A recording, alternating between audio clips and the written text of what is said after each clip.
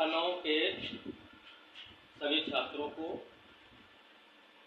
नमस्ते। सामाजिक विज्ञान की आज क्लास में हम इतिहास के अंतिम पाठ आधुनिक विश्व में चरवाहे के एनसीईआरटी प्रश्नों पर चर्चा करेंगे। आज दो प्रश्नों पर चर्चा करनी है। पहला प्रश्न है कि जो घुमंतू समुदाय के लोग थे उन्हें बार बार अपना स्थान क्यों परिवर्तन करना पड़ता था, जिसका पर्यावरण को क्या लाभ मिला। और दूसरा प्रश्न था कि औपनिवेशिक सरकार ने ये कानून क्यों बनाए, जिसके अंतर्गत प्रतिभूमि नियमावली, वन अधिनियम, अपराधी जनजाति अधिनियम, चराई कर, इन पर आज हमको चर्चा करनी है। तो सबसे पहला जो क्वेश्चन है, घुमंतू समुदाय के बारे में चर्चा करना है। घुमंतू समुदाय का तात्पर्य होता है कि जो अपने पशुओं को भोजन प्राप्ति और जल की प्राप्ति के लिए एक स्थान से दूसरे स्थान को अपना स्थान परिवर्तन करते हैं, उन्हें घुमंतू समुदाय कहा जाता है। यह विश्व में प्रत्येक देश में विद्यमान थे और मौसम तथा जलवायु परिवर्तन के साथ साथ वो अपना स्थान और निवास बदलते रहते थे। ये खास तौर पर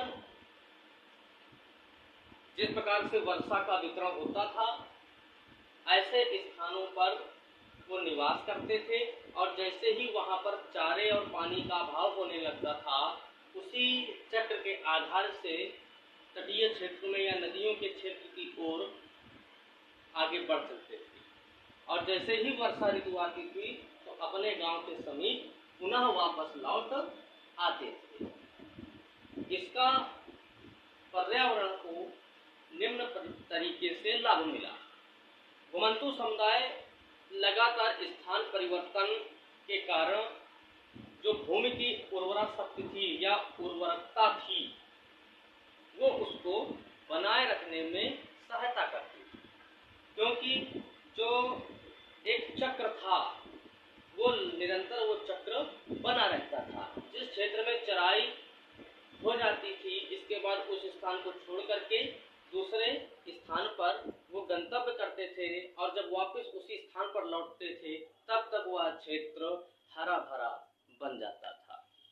एक निश्चित ऋतु चक्र बने रहने के कारण पर्यावरण का जो संतुलन था वो बना रहता था। निरंतर प्रक्रिया के कारण चरागाह हरे भरे बने रहते थे, जिससे पशुओं को भरपेट भोजन प्राप्त होता था और उससे वे अपना आर्थिक लाभ आसानी से प्राप्त कर लेते थे। साथ साथ में वनस्पतियों का और जीव जंतुओं का भी विकास होता था और जिससे हमारा पर्यावरण संतुलित अवस्था में आगे बढ़ता था। दूसरा प्रश्न था, औपनिवेशिक सरकार ने ये जो कानून बनाए, इन पर आपको चर्चा करनी है। पहला कानून है प्रतिभूमि नियमावली। प्रतिभूमि नियमावली,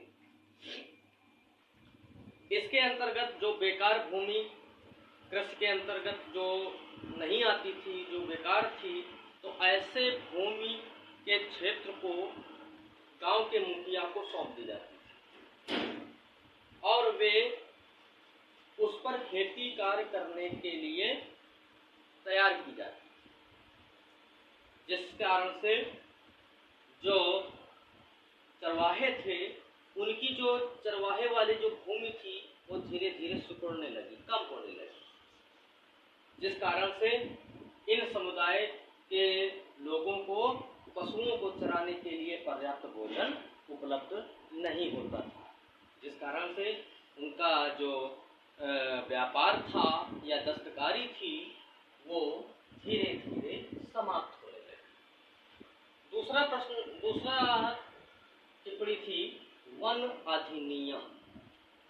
ये 19वीं शताब्दी के मध्य में भारत में भिन्न भिन्न भागों में ये अधिनियम बनाए गए। इन अधिनियमों द्वारा कुछ तो बहुमूल्य व्यापारिक लकड़ी को प्रदान करते थे, उन्हें आरक्षित कर दिया गया। कुछ ऐसे वन थे जैसे चंदन की लकड़ी हो या शीशम हो, सागौन हो, जो कीमती थी, तो ऐसे जो वन क्षेत्र के अंतर्गत जो चरागाह भूमि आती थी उसको आरक्षित कर दिया गया, जिस कारण से चरवाहों को व्यापार में दिक्कत होने लगी। अब इन भूमियों पर चरवाहों को दिनों की संख्या को निश्चित कर दिया गया कि आप एक निश्चित अवधि तक, निश्चित समय चक्र तक इस भूमि का उपयोग अपने पशुओं को चराने में कर सकते हैं, जिससे यदि आप अधिक दिनों तक उपयोग में लाते हैं तो निश्चित है कि इसे अपराध माना जाएगा, जिस पर आपको आर्थिक दंड देना पड़ेगा, और यदि आप आर्थिक दंड नहीं देंगे तो निश्चित है कि उसके लिए जो शारीरिक दंड है वो भोगना पड़ेगा। तो ऐसे में इन चरवाहे समुदायों का शोषण होना प्रारंभ हो गया है और उन्हें अपने पशुओं की संख्या को कम करना पड़ा। तीसरा है अपराधी जनजाति अधिनियम। ये अधिनियम 1871 में लाया गया और ऐसे क्षेत्रों पर लाया गया जहां के कुछ ऐसे गांवों को जन्म से ही अपराधी घोषित कर दिया जाता, जिस कारण से ऐसे गांवों के लोगों पर पुलिस तथा प्रशासन की निगरानी बनी रहती थी। वे अपने क्षेत्र से बाहर निकल करके व्यापार नहीं कर सकते थे, और यदि उन्हें बाहर जाना पड़ता था तो उन्हें शासन से परमिशन या परमिट लेनी पड़ती थी। अब परमिट इतनी महंगी थी कि जिस कारण से इनका व्यापार, दस्तकारी, ये सभी चौपट हो गए, यानी इनका जो धंधा था वो समाप्त होने की कगार पर पहुंच गया। चौथा है चराई कर। ब्रिटिश सरकार ने अपनी आय को बढ़ाने के लिए पशुओं पर भी कर लगाया। 1850 से लेकर के 1880 ईस्वी तक यह कर जो है एकत्रित करने का काम ठेकेदारों को दिया गया। ठेकेदारों को जब यह अधिकार मिल गया कि वो इस जो घुमंतु जो समुदाय थे, जो चरवाहे थे, उनसे टैक्स वसूलने का अधिकार मिल गया, तो उन्होंने ज्यादा से ज्यादा कर लेने के लिए प्रयास करना प्रारंभ कर दिया और उन्होंने ऐसे समुदाय के लोगों को का शोषण करना प्रारंभ कर दिया।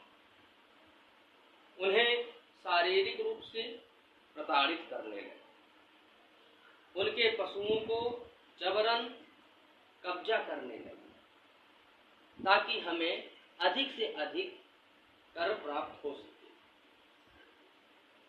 सन 1880 के बाद जब शिकायतें इन ठेकेदारों की ज्यादा पहुंची सरकार के पास, तो सरकार ने स्वयं कर वसूलने का निर्णय लिया। अब इन चरवाहों पर पुलिस की निगरानी होने लगी। इनके क्रियाकलापों के कारण, यानी औपनिवेशिक वातावरण के कारण, ये चरवाहे अपने आप को नियंत्रित कर लेगा और जब वो टैक्स देने या कर देने की स्थिति में नहीं रहे तो स्थानीय साहूकारों से ऋण तक उनको लेने पड़े। अब साहूकार का मतलब आप लोग समझते होंगे, वो बिना ब्याज की बात नहीं करता। तो ऐसी स्थिति में वे निरंतर कर्ज के बोझ में दबते चले गए और उनका जो सामान्य जीवन था भय के वातावरण में व्याप्त हो गया। उनका भविष्य संकट में आ गया। तो निश्चित तौर पर ऐसे जो अधिनियम थे जो औपनिवेशिक शासनकाल में लगाए गए थे, इन चरवाहों के लिए एक संकट के नियम के समान थे। तो आज इन दोनों प्रश्नों को आप भली भांति समझिएगा और नोट करिएगा। धन्यवाद।